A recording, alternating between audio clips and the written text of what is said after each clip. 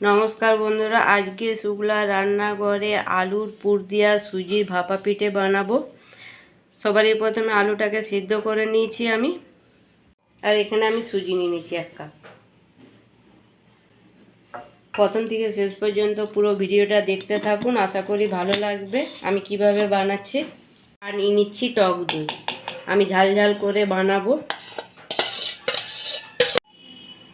আর জল দিয়ে দিচ্ছি, জল দিয়ে মেখে নেবো আমি।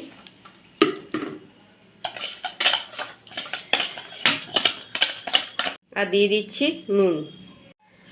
আমি মিক্সিতে একবার ঘুরিয়ে নেবো, দইটাও ফেটানো হয়ে যাবে আর সুজিটা একটু পিসা যাবে। দিয়ে দিচ্ছি পেঁয়াজ কুচোনো আর লঙ্কা কুচোনো, যেহেতু আমি ঝাল ঝাল করে করব। এবারে এটা আমি 15-20 মিনিট রেখে দেবো এইভাবে, সুজিটা তাহলে ভালো ভিজে যাবে। আমি কড়াই চাপিয়ে দিয়েছি, কড়াই গরম হয়ে গেছে, তেল দিয়ে দিয়েছি। এর মধ্যে সর্ষে আর কারি পাতা আমি ভেজে সুজির ব্যাটারটার মধ্যে দিয়ে দেবো।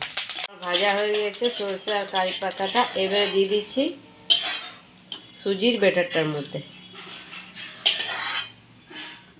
আবারও ওই কড়াইয়ে তেল দিয়ে দিলাম। এবার আলুর পুরটা তৈরি করে নেবো। এর জন্য দিচ্ছি রসুন কুচানো আর দিয়ে দিচ্ছি আদা গ্রেট করে, আর দিয়ে দিচ্ছি পেঁয়াজ কুচানো, লঙ্কা দিয়ে দিচ্ছি হলুদ, আর দিয়ে দিচ্ছি কসুরি মেথি। এবারে দিয়ে দিচ্ছি সিদ্ধ করে রাখা আলুটা, একটু হাত দিয়ে চটকে দিয়ে দিচ্ছি স্বাদ মতো নুন। আমার আলুর পুরটা হয়ে গেছে, এবারে নামিয়ে আমি ঠান্ডা করে নেবো। আমার সুজির ব্যাটারটা 15-20 মিনিট হয়ে গেল। এর মধ্যে দিয়ে দিচ্ছি 1/2 চামচ বেকিং পাউডার। এটা ভালো করে আমি মিশিয়ে দিচ্ছি। মিশানো হয়ে গেল। আপনারা চাইলে এর মধ্যে হলুদও দিতে পারেন, তবে আমি হলুদ দিলাম না। আর যে জায়গাটা করে আমি করব, আর সেই জায়গাটাতে আমি একটু ঘি মাখিয়ে দিয়েছি। এর মধ্যে ব্যাটারটা দিয়ে দিচ্ছি।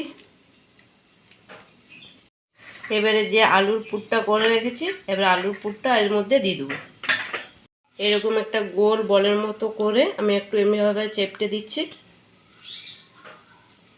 যেভাবে আলু চপ করে সেরকমভাবে চেপটে দিচ্ছি। তার মধ্যে এর ব্যাটারটার মধ্যে দিয়ে দিচ্ছি। তবে আবারও যে ব্যাটারটা আছে এর উপরে দিয়ে দিচ্ছি।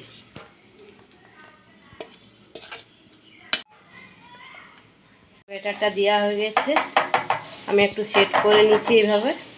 যে জায়গাটা করে ভাপাবো আমি কড়াই করে ভাপিয়ে নেবো। কড়াই করে জল চাপিয়ে দিচ্ছি, জলটা আমার গরম হয়ে গেছে। এবারে এর মধ্যে আমি ডাইরেক্ট দিয়ে দিচ্ছি, কম জল দিয়ে, স্ট্যান্ড দিচ্ছি না। তারপরে একটা ঢাকা দিয়ে দিচ্ছি। ঢাকা দিয়ে 15-20 মিনিট ভাপিয়ে নেবো। 15-20 মিনিট হয়ে গেছে, আমি গ্যাসটা বন্ধ করে দিচ্ছি। এবারে জল থেকে আমি তুলে নেবো। আমি এবারে ঠান্ডা হতে দেবো, ঠান্ডা হওয়ার পর দেখাচ্ছি। আমার ভাপা পিঠেটা সুজি ঠান্ডা হয়ে গেছে, খুব হালকা গরম আছে। এবার ধার থেকে ছাড়িয়ে নিচ্ছি।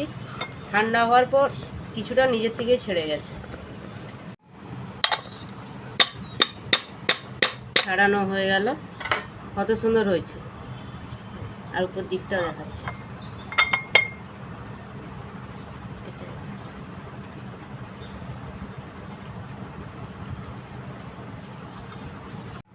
এবারে আমি সুজির ভাপা পিঠাটা কেটে নিচ্ছি।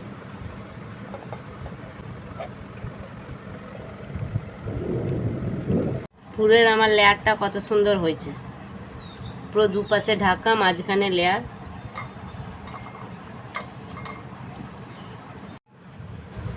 এবারে এইভাবে আমি সব কেটে নেবো পিস পিস করে। আজকের রেসিপি আলুর পুর ভরা সুজি ঝাল ঝাল করে ভাপা পিঠের রেসিপিটা আপনাদের কেমন লাগলো অবশ্যই জানাবেন। যদি ভালো লাগে লাইক শেয়ার সাবস্ক্রাইব করবেন, আর পাশে থেকে সাপোর্ট করবেন, আর এইভাবে বাড়িতে বানিয়ে খাবেন। ধন্যবাদ। কতটা নরম হয়েছে স্পঞ্জি।